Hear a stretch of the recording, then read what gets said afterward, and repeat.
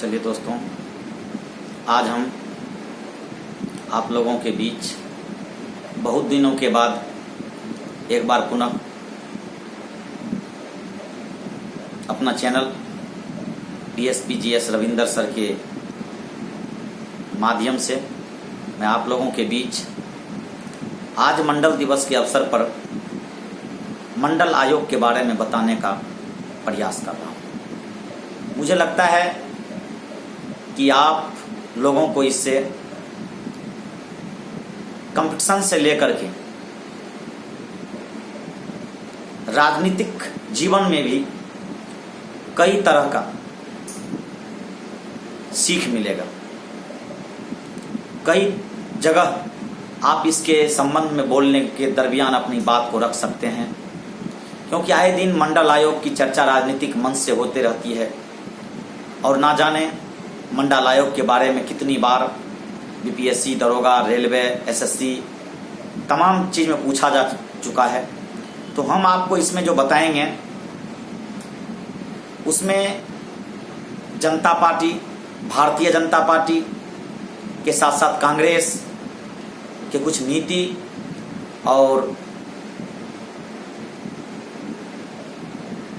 जनता दल के साथ साथ ये तमाम चीज पर हम चर्चा करने जा रहे हैं। तो चलिए हम शुरुआत करते हैं।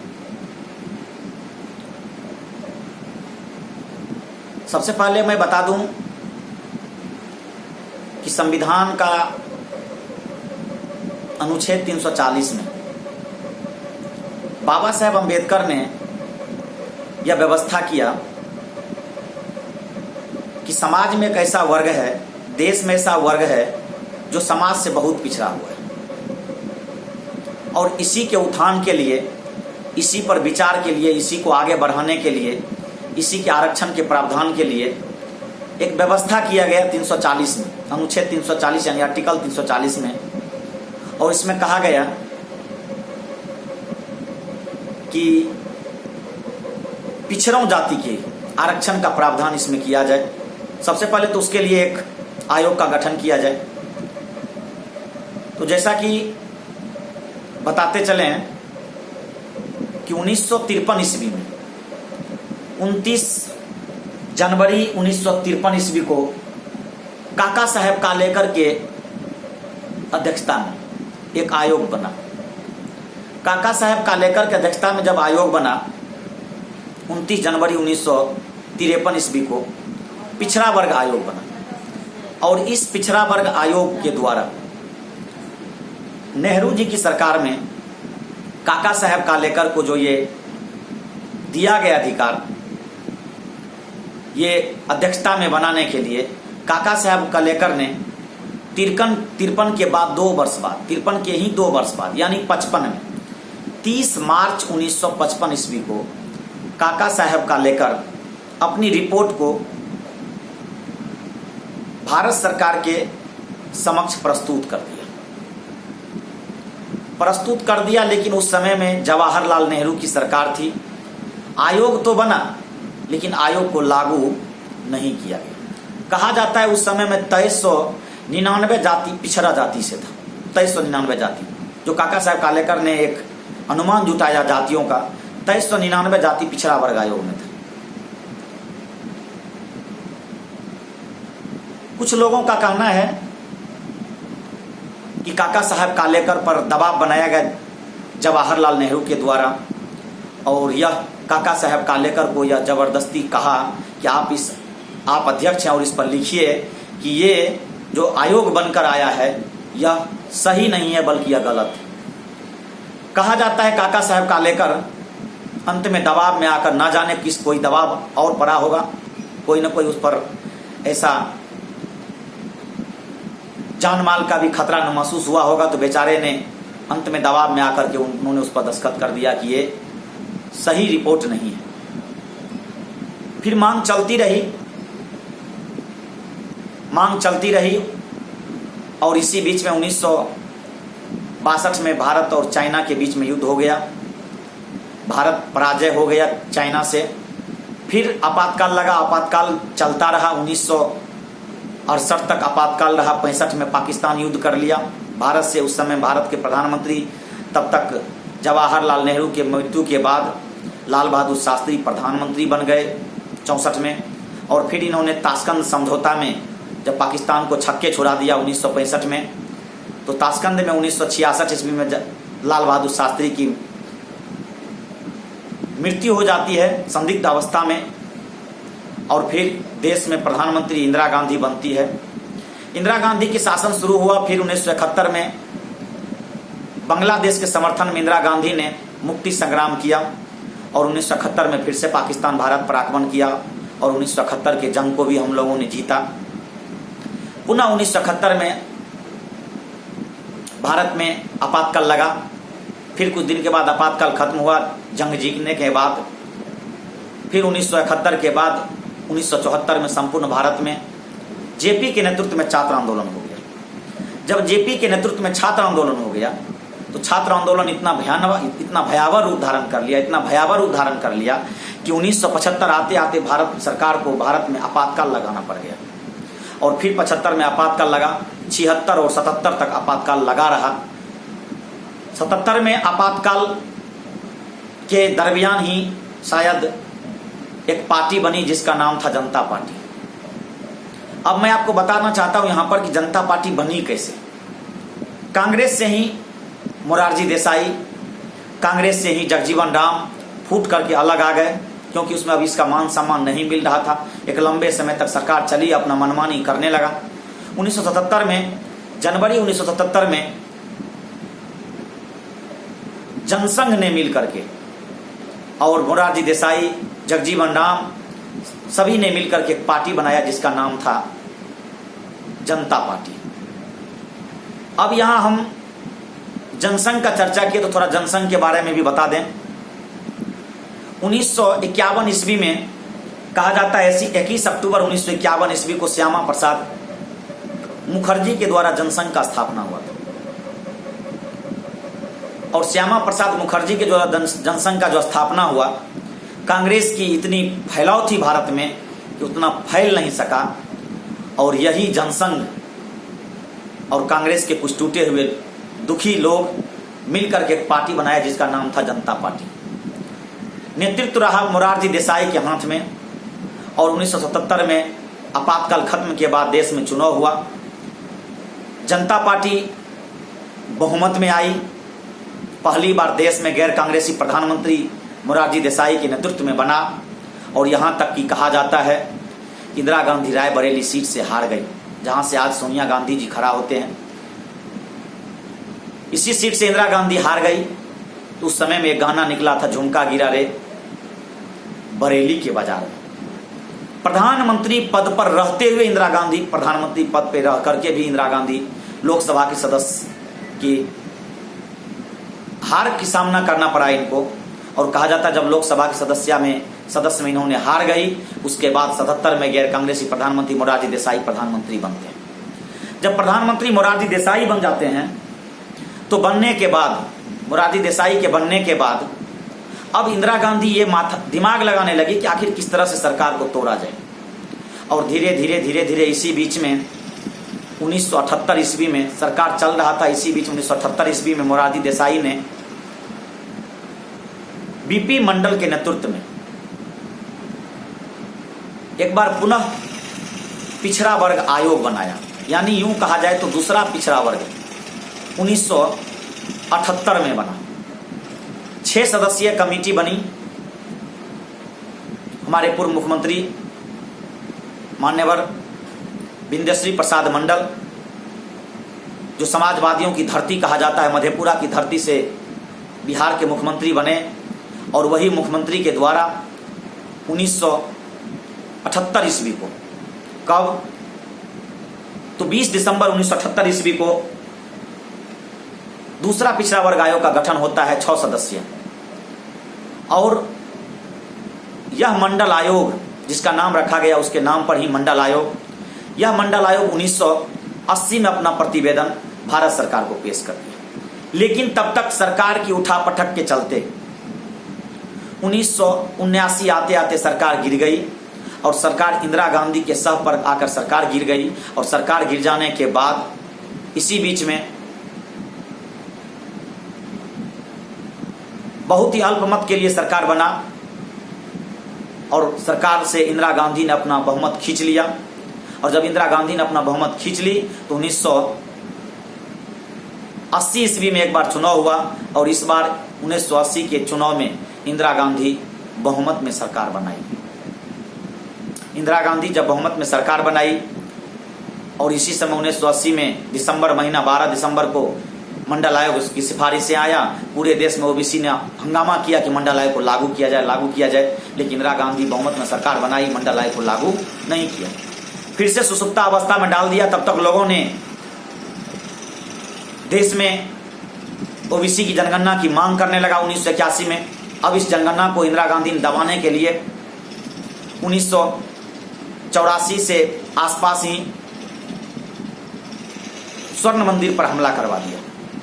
और स्वर्ण मंदिर के हमला के बाद इंदिरा गांधी का हत्या कर दिया जाता है सिखों के द्वारा। और जब इंदिरा गांधी का हत्या कर दिया जाता है इस बीच में सरकार भंग हो गई, मंत्रिमंडल भंग हो गई। और मंत्रिमंडल के भंग हो जाने के बाद फिर 1984 ईस्वी में इंदिरा गांधी का बेटा जिसका नाम था राजीव गांधी, कहा जाता है जो पायलट थे, इंदिरा गांधी के और बेटा थे जिसका नाम था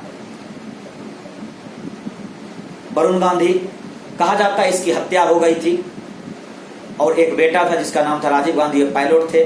पायलट के काम को छोड़कर इंदिरा गांधी के मरने के बाद राजीव गांधी राजनीतिक में आए और पहली बार मां की सहानुभूति बेट पर पूरे देश में चुनाव प्रचार किए। और 1984 में भारत में सबसे अधिक बहुमत से 404 सीट के लगभग आने के बाद देश में राजीव गांधी प्रधानमंत्री बनते हैं। जब देश में राजीव गांधी प्रधानमंत्री बनते हैं, फुल बहुमत की सरकार थी और इसी के शासनकाल में बीपी सिंह रक्षा मंत्री बने। और जब बीपी सिंह रक्षा मंत्री बनते हैं 1984 में ही, तो 3 साल सरकार चलता, 4 साल सरकार चला। और इसी बीच में अमेरिका से बोफोर्स तोप की खरीदारी होती है और उसमें कहा जाता है बोफोर्स तोप में राजीव गांधी पर घोटाला का आरोप लगता है। और घोटाला का आरोप कोई दूसरा नहीं बल्कि इसके खुद रक्षा मंत्री बीपी सिंह लगाते हैं। सरकार की किरकिरी हो गई और बीपी सिंह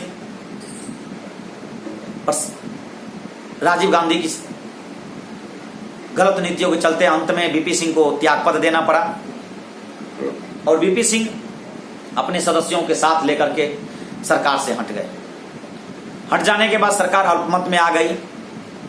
और फिर 88 के बाद उसी समय 88 में यह हटके कांग्रेस से बीपी सिंह एक पार्टी बनाता है। बीपी सिंह पार्टी बनाते हैं जिसका नाम था जनता दल। पहले बना था जनता पार्टी और इस बार बना जनता दल। वही जो जनता पार्टी टूटा हुआ था उसी सबको मिला करके पार्टी बनती है जनता दल। और इस जनता दल में देश के कई अच्छे अच्छे नेता भी शामिल होते हैं।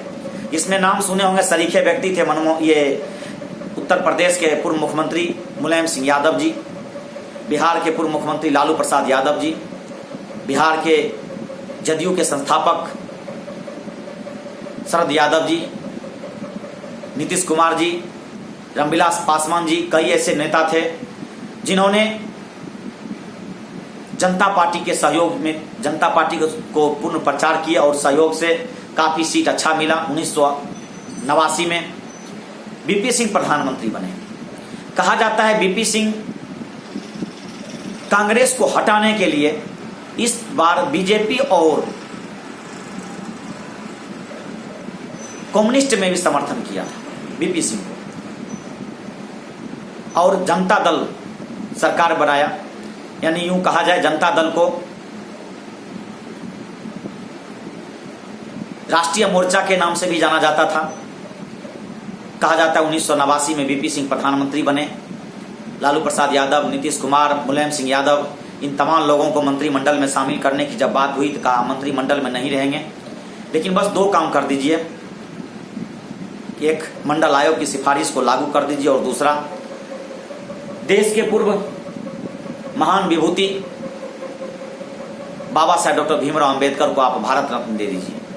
इस प्रकार कहा ठीक है हम करेंगे, और इसी सब बात पर बात बनी और 7 अगस्त 1990 ईस्वी को बीपी मंडल ने जो वादा किया वो वादा को पूरा करते हुए 7 अगस्त 1990 को मंडल आयोग को सिफारिश से लागू कर देते हैं। जब बीपी मंडल की वो मंडल आयोग की सिफारिश से लागू हो जाती है 7 अगस्त 1990 को, कहा जाता है संपूर्ण भारत में छात्रों का जो अग्रे जाति का छात्र था वो आंदोलन कर दिया, और जब आंदोलन हो गया तो संपूर्ण भारत आग में जलने लगा। और इसी समय, क्योंकि 7 अगस्त की घटना थी, 9 अगस्त से आंदोलन शुरू हो चुका था, और इसी समय बीजेपी और कम्युनिस्ट भी सहयोग देकर के सरकार बनाया हुआ था, लेकिन तब तक इसको कहा कि नहीं सिफारिश वापस लीजिए, लेकिन बीपी सिंह अपने वक्तव्य पर डटे रहे और 15 अगस्त को लाल किला के प्राचीर से इन्होंने भारत में घोषणा कर दिया कि हम जो चाहते थे वो कर दिए। और एक ऐसा समाज में वर्ग था जो बहुत ही पिछड़ा था, बहुत पीछे था, इसके अधिकार की बात के लिए हमने मंडल आयोग को लाया, जिसके तहत अब 27% आरक्षण भारत में ओबीसी के लोगों को मिलेगा। बीपी सिंह लाल किला के प्राचीर से घोषणा कर दिए, और घोषणा के ठीक कुछ ही दिन बाद 19 या 20 तारीख को बीजेपी सरकार अपना सदस्य यानी लोकसभा सदस्य को खींच लेते हैं, सरकार अल्पमत में आ जाती है। और सरकार के अल्पमत में आ जाने के बाद जब राष्ट्रपति त्यागपत्र देने के लिए कहते हैं बीपी सिंह को, तो लेकिन बीपी सिंह कहते हैं कि हम बहुमत आपको पुराएंगे, हम बहुमत साबित करेंगे, लेकिन तब तक कुछ और कारणवश देश में चंद्रशेखर भी अपने 54 एमपी को लेकर के जनता दल से अलग हो जाते हैं और एक पार्टी बनाते हैं जनता दल समाजवादी। जब चंद्रशेखर आजाद अलग हो जाते हैं तो अलग हो जाने के बाद चंद्रशेखर को कांग्रेस आई के समर्थन से प्रधानमंत्री बनाया गया, और इन्होंने कहा था कि हम आपको 1 वर्ष तक प्रधानमंत्री पद पर रखेंगे। लेकिन बहुत ही कम दिनों के बाद,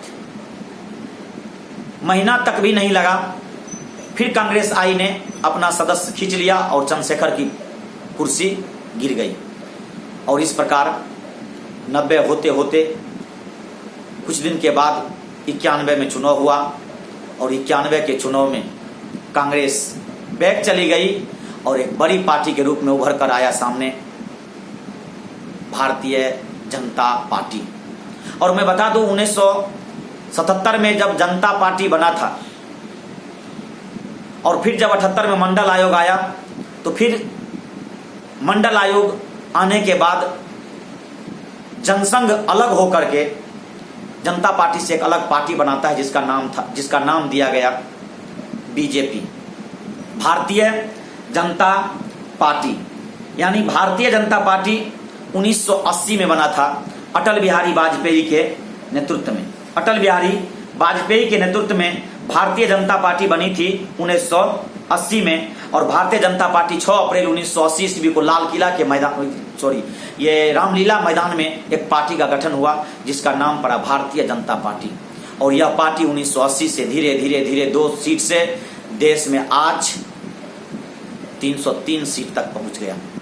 तो मैं बता रहा था 1990 में जब मंडल आयोग लागू हो गया तो पूरे देश में इसके विरोध में अग्रे जाति के लोगों ने विरोध किया, और विरोध हुआ तो यहाँ तक कि कई जगह नौजवानों ने आत्मदाह करने की प्रयास भी किया। और कहा जाता है अंततः देश में सुप्रीम कोर्ट के शरण जाने का काम किया। कहा जाता है अखिल भारतीय आरक्षण विरोधी मोर्चा के अध्यक्ष उज्जवल सिंह ने सुप्रीम कोर्ट में एक हलफनामा दायर करते हैं, और जब ये हलफनामा दायर करते हैं तो सरकार यानी सुप्रीम कोर्ट की